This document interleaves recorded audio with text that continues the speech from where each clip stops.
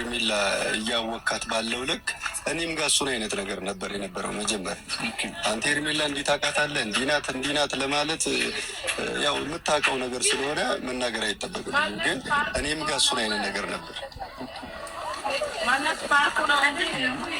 እና እሱን አይነት ነገር ስለነበረ አሁንም አንተ ጋር እየተፈጠረ ያለው ታሪክ እሱ ነው። በቃ መጠንቀቅ አለብህ አብርሽ፣ ገብቶሃል? እኔ ከዚህ በፊት ስለ አንተም ሆነ ስለ ቤት ብዙ እያወራሁ ቆይቻለሁ።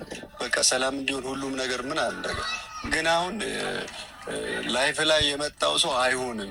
በቃ በሚገባ አስረግጬ ነው የምነግርህ አብርሽ፣ አይሆንም። በተቻለ መጠን መጠንቀቅና ከህይወቴ ሄርሜላን ማስወጣት አለ።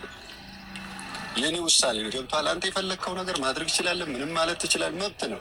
ግን አሁን ለምን አልነገርከኝም መጀመሪያ የሚለው ነገር እንዳይፈጠር ሄርሜላ አውቃታለሁ፣ የተወሰነ ጊዜ ቢኖራትም ከኔ ጋር አውቃታለሁ፣ መጥፎ ሰው ናት ምናምን እያለው እኮ አይደለም። የሚገጥምህ ነገር ግን ልክ እንደኔ ነው እኮ። ምንድን ነው የገጠመህ አንተ ከዚህ በፊት ከነበራችሁበት ነገር አንጻር ምናምን ምን አይነት ገጠመህ? በምን እንደተለያያችሁ፣ በምን እንደተራራቃችሁ ያለውን ነገር በግልጽ አማርኛ ብትነግረኝ ደስ ይለኛል። ያው አስቀድሜ ለቤተሰብ አብርሽ አንዳንድ ነገር እያጫወትኩ ነበር። በቃ እየጠበቅኳት ያጣሁት ልጅ ነው። ገብቶሃል አባባሌ? በብዙ ብቻ እኔ እንዴት ብዬ እንደምነግርም ግራ ብዙም አክቲቭ አይደለሁም። አሁን በሂስትሪ አውርቶ እንዲህ ነው ለማለት ብቻ ግን አንተ ጋር አደጋ የሚፈጥር ነገር አለ እሷ ጋር። በቃ ከአንተ አሁን እየሆነ ስላለው ነገር ትህትናዋ ምናምን እኔም ጋር እንዲህ ነበረች፣ ትሁት ነበረች ምናምን፣ ምንም ችግር የለባትም፣ የመግባባት ችግር የለባትም። ግን ፋይናሊ ልክ እኔ የሆንኩት አይነት ነገር እንደምትሆን 100% እርግጠኛ ነው። ለዚህም ነው አስቀድሜ አሁን ስለ እሷ ይሄኔ በሚዲያ አንዳንዴ የማታወራው ነገር አለ ሚዲያ ላይ በቃ እንዲህ መሆን አለበት ብቻ ችግሩ ከሌ ችግር ነው ብለህ መናገር ግን መሆን ያለበት ደግሞ ያንተ ውሳኔ ነው። አብሽ ብቻ ነው እየነገርኩ ያለው። አሁን ግራ የገባኝ ሄርሜላ ለአንተ ጓደኛ ነበረች ወይንስ ፍቅረኛ ነበረች?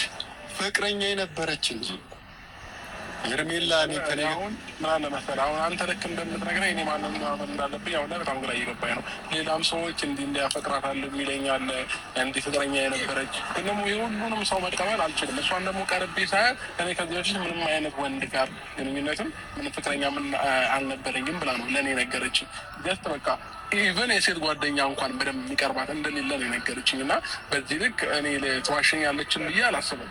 አንተንም እየዋሻኝ ነው እያልኩ አይደለም፣ ግን ደግሞ በመሀል ማንን ማመን እንዳለብኝ ትንሽ ግራ እየገባኝ ነው።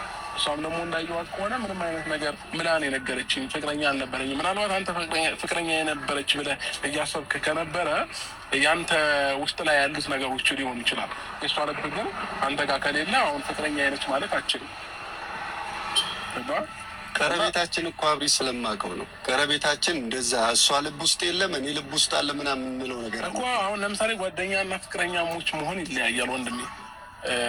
ፍቅረኛ መሆንና ጓደኛ መሆን ፈጽሞ የተለያየ ነገር ነው።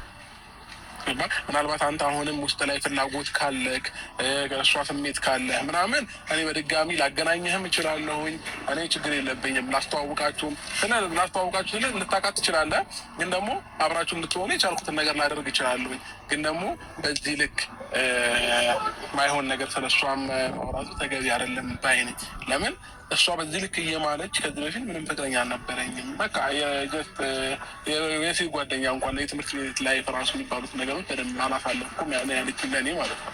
አሁን እኮ ለእኔ ሄርሜላ ንጹህ ጓደኛ ነች። ምንም ና ልክ ሄዝ የለንም ከሷ ጋር። ግን ደግሞ ለምን ሰው በዚህ ልክ ስሟን እያጠፋ ማይሆን ነገር ከሚናገር በግልጽ አማርኛ የሆነ ሰው ፈልጓት ከሆነ እንዲፈልጊያታለሁኝ እንዲህ ብታገናኘኝ አንድ አማርኛ ነው። ከዛ ውጭ ግን እኔ አሁን በዚህ ሰዓት ማንን አንተንም ለማመን ይከብደኛል፣ ሌሎቹም የሚነግሩ ነገሮች ለመቀበል ይከብደኛል። ገባህርነ? እኔ አሁን ነገ ከነገ ወዲያ እንደኔ ጎታ ትሄዳለች ለምትለው ነገር እኔ የምጎዳም አይነት ሰው አይደለሁኝም። አሁን በሷ ማለት ነው መረዳት ያለብህ ነገር እኔ እና እሷ አንዳንድ ደግሞ ለእኔ አስበህ ያልሆኑ ነገሮችም አሉ። ምንድን ነው ለምሳሌ አላውቅም፣ ውስጥ ላይ ያሉትን ነገሮች ዛሬ ላይ እኔና እሷን ስታየን በፊት ጓደኛ ፍቅረኛ ከነበረች እኔና እሷን ስታየን የሆነ የሚሰማ የሚደብርህ ፊል የምታደርገው ነገር አለ። እንደዛን አይነት ስሜቶች እየተሰሙ ከሆኑ አንተም ጋር እሱን አይነት ነገር ደግሞ ይፈጥራል። ከዚህ ፈጥሮ እያየነው እኮ ነው። ሁሉም ሰው ተነስቶ ጋሼ ሁሉንም ያስነሳ ጉዳይ እኮ ነው። ግን ደግሞ አንድ ማሰብ ደግሞ ያለብን ነገር ምን አለ መሰለህ፣ እኔ አሁን ላይ ማንም ባልነበረ ሰዓት ደብሮኝ ቤት ውስጥ አሞኝ ምናምን በተቀመጥኩበት ሰዓት ከጎኔ የነበረች ልጅ፣ በመጥፎ ሰዓት ከጎኔ የነበረ ሰው ደግሞ እኔ አሁን አስቀየመ ሸኘው ብትለኝ አልሸኘውም። የትኛውም ሰው አንተም ብትሆን የሆነ ጊዜ በችግር ሰዓት ደርሰህልኝ ከሆነ ከአእምሮዬ መቼም ልጠፋ አልችልም፣ መቼም ደግሞ ላስወጣህም አልችልም። የእኔ ደግሞ የእሷን ማስወጣት እሷን የሚጎዳት ከሆነ አሁን ለምሳሌ በዚህ ሰዓት እኛን ተላምዳለች፣ ጓደኞችን ተላምዳለች፣ ከኛ ጋር ትሳሳቃለች፣ ትጫወታለች ምናምን እና በድንገት ከእኔ ህይወት ውጪ ስላት የሰማትንም ስሜት ማሰብ ይከብዳል ብዬ አላስብም። አብሬሽ እሱ ሳይገባኝ ቀርቶ አይደለም። ይህ በክፉ ሰዓት አጠገቤ የነበረ ሰው በምን አይለ እኔ እሷ አንተን እረዳለሁ፣ ግን በክፉ ሰዓት የመጣችበት መንገድ ራሱ ለእኔ ፌር አይደለም። በዛ ሰዓት ቢሆንም የመጣችበት መንገድ ለእኔ ፌር አይደለም። ግን ደግሞ አሁን እሷ ምክንያትም ማድረግ አንችልም። ነገሮች ምክንያት ሆናለች እኮ አሁን እኮ ኖርማል በአንተና በቤት መካከል ክፍተት ሲፈጠር እኮ ምክንያት ነበረች እንዴ? ክፍተት ከተፈጠረ በኋላ ኦልሬዲ መጣች ሰው ነች። ጨመረችው እኮ ጉዳዩን የባሰ ጨመረችው እኮ። ስለዚህ ትላንትና እኔ አስቀድሜ ተናግሬያለሁ፣ ሌላ እንደገና ሌላ ሰው ብዬ። ስለዚህ አሁን መርግ በዚህ በቤተሰብ ፊት ይህንን ጉዳይ ይዤ የመጣሁት አብርሽ፣ ይህንን ጉዳይ አንተ ትልቅ ሰው ነህ፣ በራስ የምትተማመን ምን አይነት ሰው እንደሆንክ እናውቃለን።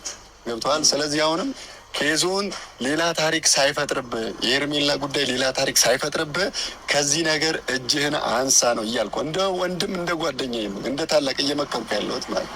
አይሆንም ስትል ዋጋ ለመክፈል መዘጋጀት አለብን። በቃ እሱ ረከረሱ አሁን ምናልባት ብዙ ነገሮች ዋጋ ሊያስከፍሉ ይችላሉ። አሁንም ዋጋ እያስከፍሉ ነው። በሷ ጉዳይ ግን ደግሞ ቀስ በቀስ ነገሮች ሊሆኑ ይችላሉ እንጂ በአንዴ በቃ ከእኔ ህይወት ውጪ ብሎ አሁን አዘልሎ ማስወጣትም ትንሽ ቻሌንጅ አለው። ግን ቀስ በቀስ ደግሞ እኔም ወደ ትዳሬ ስመለስ ሩታም ከኔ ጋር አብራ ስትሆን ያንን ነገር እያየሽ ስንመጣ ራሷን ቀስ በቀስ እየሸሸች ልትመጣ ትችላለች የሚል ነው ማለት ነው።